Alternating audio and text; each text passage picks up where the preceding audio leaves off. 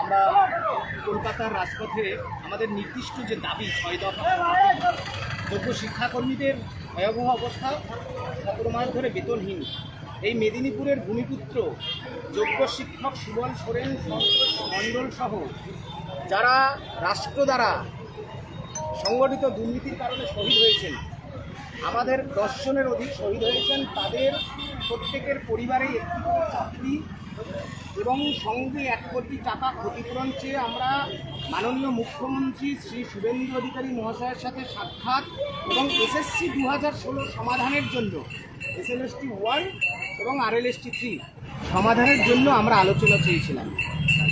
এখনও সরকারের পক্ষ থেকে চাকরিহারাদের সাথে আলোচনায় বসেননি। আমরা মেদিনীপুরের মানুষের কাছে আমাদের দুঃখ, যন্ত্রণা, বেদনা, এই মেদিনীপুরের সন্তানরা কিভাবে ক্ষতিগ্রস্ত হয়েছেন সেটা আমরা জানাতে এসেছি। আমরা এই মেদিনীপুরের ভারতীয় জনতা পার্টি থেকে শুরু করে সংশ্লিষ্ট সমস্ত রাজনৈতিক দলকেও আহ্বান করেছি, কারণ আমরা মনে করি আমাদের সাথে কারোর কোনো বিরোধ নেই। আজকের যে শিক্ষাকর্মীদের করুণ পরিস্থিতি, তাদের বেতন বন্ধ, এবং আপনারা যদি খতিয়ে দেখেন অন্নপূর্ণা ভাণ্ডারও তারা পাচ্ছেন না। কেন? তাদের দেখানো হচ্ছে তারা সার্ভিস করেন। তাহলে তারা কিভাবে প্রতারিত হচ্ছেন?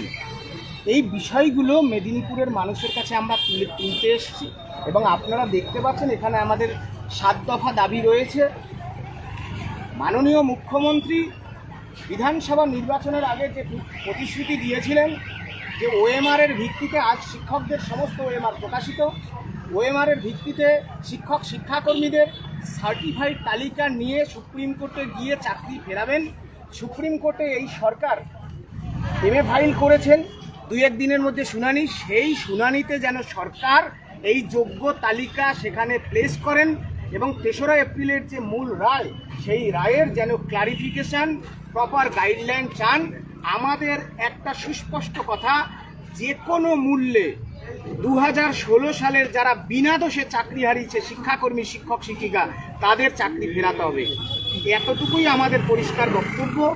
নতুন করে কেন শিক্ষকরা দ্বিতীয়বার, যোগ্য শিক্ষকরা, যোগ্য শিক্ষাকর্মীরা মেধার পরিচয় দিয়ে আবার পরীক্ষায় বসে চাকরি পেতে হবে, এই বিষয়টা আমরা মেদিনীপুরের জনগণের কাছে তুলে ধরতে এসেছি। আগস্ট মাসেই তো বোধহয় সময়সীমা ছিল, তাই না? হ্যাঁ, 31শে আগস্ট পর্যন্ত সময়সীমা ছিল। আমরা জনতার দরবার থেকে বিভিন্নভাবে রাজ্যের মাননীয় মুখ্যমন্ত্রীকে চিঠি দিয়েছি, সাক্ষাৎ করেছি। অবশেষে 19শে আগস্ট তারা এক্সটেনশনে গেছে। নিশ্চয়ই সুপ্রিম কোর্ট শিক্ষকদের ক্ষেত্রে এক্সটেনশন নিশ্চয়ই দেবেন। শিক্ষাকর্মীদের কি হবে? শিক্ষাকর্মীদের জন্য এক্সটেনশনের ব্যবস্থা করুক, এবং যে সময়টুকু পাবেন সেই সময়ের মাধ্যমে মাননীয় মুখ্যমন্ত্রী শ্রী শুভেন্দু অধিকারী মহাশয় এই মেদিনীপুরের বীর সন্তান হিসেবে নিজেকে পরিচয় দেন। তিনি সুশীল ধারা, বীর ক্ষুদিরাম, মাতঙ্গিনী হাজরাদের কথা বলেন। সুতরাং সেজন্য আমরা সেই বীরের মাটি, সেই সংগ্রামের মাটিতে তার প্রতিশ্রুতি রক্ষা যাতে হয়, সেজন্যই আমরা বলতে এসেছি যে কোনো মূল্যে যোগ্যদের চাকরি ফেরাতে হবে। এতটুকুই আমাদের বক্তব্য। আমাদের কোনো রাজনৈতিক দলের সাথে কোনো অন্ধ আনুগত্য কিংবা অন্ধ বিরোধিতা কোনোটাই নেই। আজকের মিছিলের টার্গেট আপনার সাধারণ মানুষ এবং আধিকারিকদের কাছে বার্তা, তাই তো?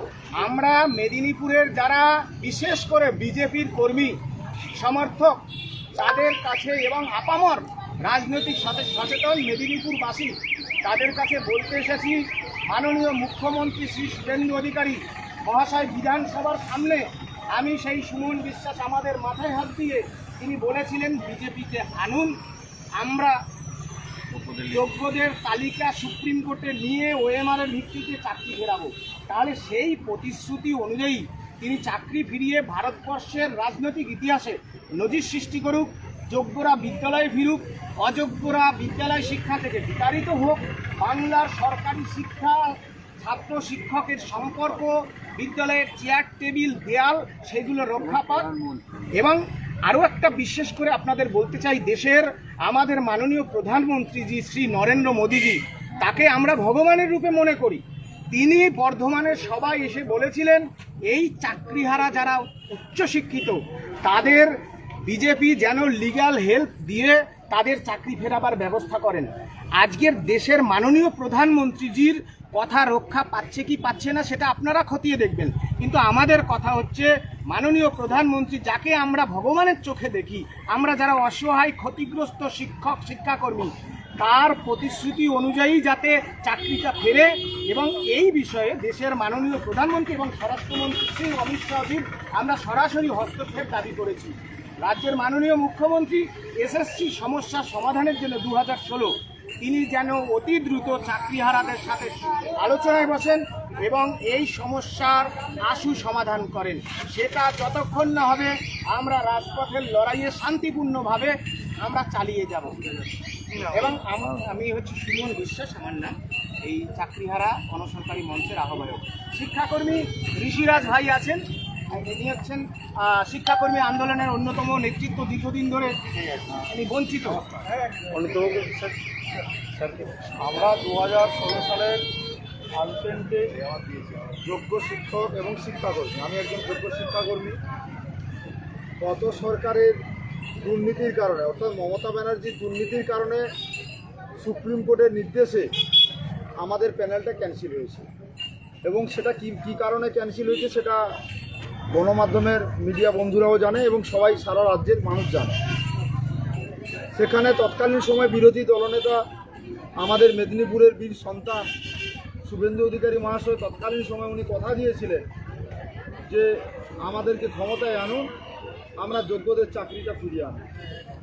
তাহলে আজকের আমরা মেদিনীপুরের বীর সন্তান শুভেন্দু অধিকারীর কথা মতো পশ্চিমবাংলায় যে পরিবর্তন আমরা এনেছি, পশ্চিমবাংলার মানুষ যে পরিবর্তন এনেছে, সেই পরিবর্তনে আপনার যে প্রতিশ্রুতি ছিল, যা প্রতিশ্রুতি ছিল পশ্চিমবঙ্গের প্রতি, পশ্চিমবঙ্গের জনগণের প্রতি, আমরা মনে করি একজন যোগ্য চাকরিহারা হিসেবে আপনার সমস্ত প্রতিশ্রুতিকে পালন করা উচিত।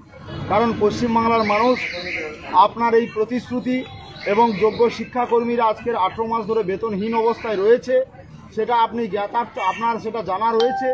আপনি তৎকালীন সময় আপনার কাছে দেখা করা হয়েছিল বিধানসভার সামনে, আপনি বলেছিলেন সব জানি, আমরা ক্ষমতায় এলে সব ঠিক করে দেব। তাহলে এখন আপনারা পুলিশ দিয়ে 7 তারিখের আন্দোলনে আমাদেরকে অ্যারেস্ট করেছেন। আমরাও ভারতীয় জনতা পার্টির একজন কর্মী, আমরাও সত্যি আমরা ভাবতে পারি না, আমরাও স্তম্ভিত হয়ে গেছি যে সরকার পরিবর্তনের জন্য আমরা নির্ণায়ক ভূমিকা পালন করেছিলাম, সেই সরকারের দ্বারা আমরা অ্যারেস্ট হয়েছিলাম, লালবাজার থানায় লকআপে আমরা ছিলাম। আমরা এটা আশা করিনি, পরিবর্তনের সরকারের কাছে আমরা এটা আশা করেছি যে যোগ্য যে সমস্ত শিক্ষক শিক্ষাকর্মীরা রয়েছে তাদেরকে অবিলম্বে সুপ্রিম কোর্টে গিয়ে সার্টিফাইড লিস্ট নিয়ে গিয়ে তাদের যাতে পুনরায় আবার বিদ্যালয়ে ফেরানো যায় তার ব্যবস্থা করানো হোক।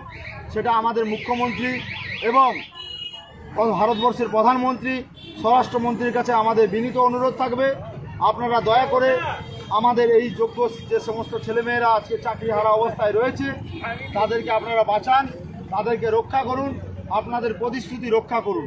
আপনাদের প্রতিশ্রুতির অপেক্ষায় আমরা আছি। আজকের মেদিনীপুরে আন্দোলন আমাদের বীর, আমাদের একজন বিপ্লবী সুবল সোরেন গত বছর 15ই আগস্ট 2025 সালে উনি ইয়ালোকে থেকে উনি করেছেন, মানে মারা গেছেন। উনার আত্মার শান্তি কামনার্থে এবং যোগ্যদের চাকরি ফেরানোর দাবিতে আজকের স্মরণ সভা এবং আজকের মিছিল রয়েছে। এবং তৎসঙ্গে আমরা মুখ্যমন্ত্রীকে বলবো আপনারা যোগ্যদের ফেরান, যোগ্যদেরকে আর মৃত্যুর দিকে পাঠাবেন না। আপনারা প্রয়োজনে আমাদের সঙ্গে আলোচনায় বসুন, আমাদের সঙ্গে সুষ্ঠুভাবে আলোচনা করুন। গত সময় যখন আপনি বিরোধী অবস্থায় ছিলেন, আপনি যেভাবে আমাদের পাশে ছিলেন, আমরা আশা করব যে মুখ্যমন্ত্রী হয়ে আপনি আমাদের পাশে থাকবেন এবং আমাদেরকে বাঁচার, জীবনের সুষ্ঠুভাবে বাঁচার আপনি আশ্বাস এবং জীবন জীবিকা ফেরানোর জন্য আপনি আমাদের সঙ্গে আপনি থাকবেন। এবং ভারতবর্ষের যে সংবিধান, we the people, by the people, for the people, যেটা সংবিধানের মূল স্তম্ভ, সেটাকে রক্ষা করার জন্য নিশ্চয়ই আপনারা চেষ্টা করবেন। আমাদের জীবন জীবিকা আজকের বিপন্ন, আমাদের জীবন জীবিকাকে রক্ষা করুন এবং আমাদেরকে বাঁচার জন্য আমাদেরকে অবশ্যই আপনারা সহযোগিতা করুন। ধন্যবাদ। ঋষিরাজ মুন্ডা, শিক্ষাকর্মী আন্দোলনের নেতৃত্ব ঠিক আছে আমরা